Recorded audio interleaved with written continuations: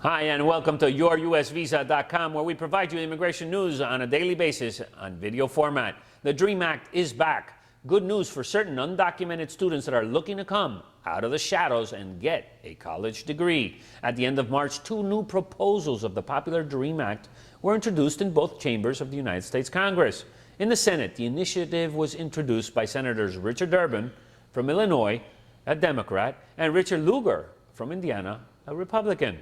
In the House of Representatives, the proposal's version, called American DREAM Act, was presented by Howard Berman and Lucille Roybal Allard, both California Democrats, and by Lincoln Diaz-Balart, Florida Republican.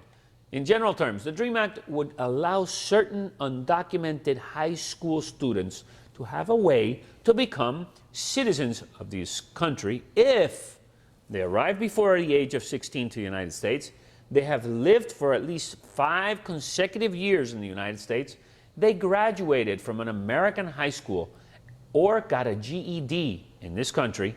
If they did not graduate from high school, at least they have an offer to enroll in a university or college. They are people of good moral character. If the student fulfills these requisites, then he or she will receive the conditional permanent residency.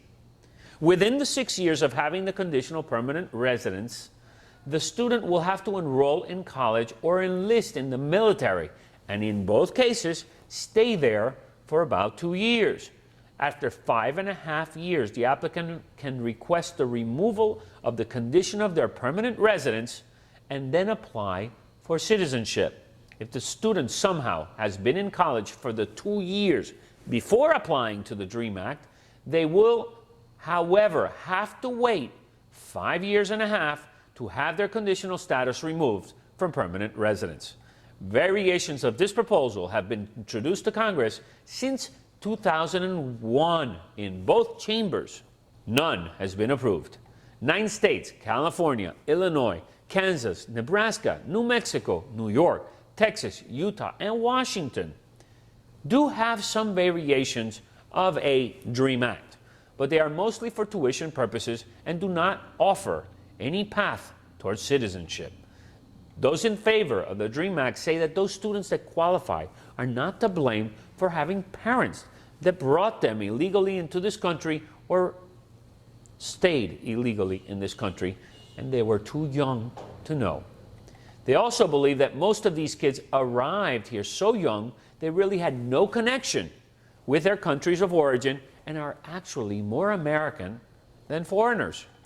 Finally, they also believe that it is better to take these students out of the shadows so that they can become contributing citizens in our country. Those who oppose the DREAM Act believe that federal and local state resources are already limited, so it would be an extra burden to help these students financially. They also believe that helping these students would mean stealing the limited amount of available openings in universities and colleges by giving them to undocumented immigrants instead of American citizens. Finally, they also believe that passing this bill would be a reward to those parents who did violate the civil immigration laws and are here without papers. As always, we will be watching what happens with this bill. The reality is, this bill, will it pass? We shall see. For the first time, we see Republicans and Democrats, both in the House and both in the Senate, presenting this DREAM Act. And hopefully they will be wise enough to pass this law and allow at least a certain amount of the undocumented people that are on the street who had no reason why to be here or had no choice as to why they are in this country because they were brought by their parents, to get lawful status and continue with their life in the United States. This and much more here in yourusvisa.com.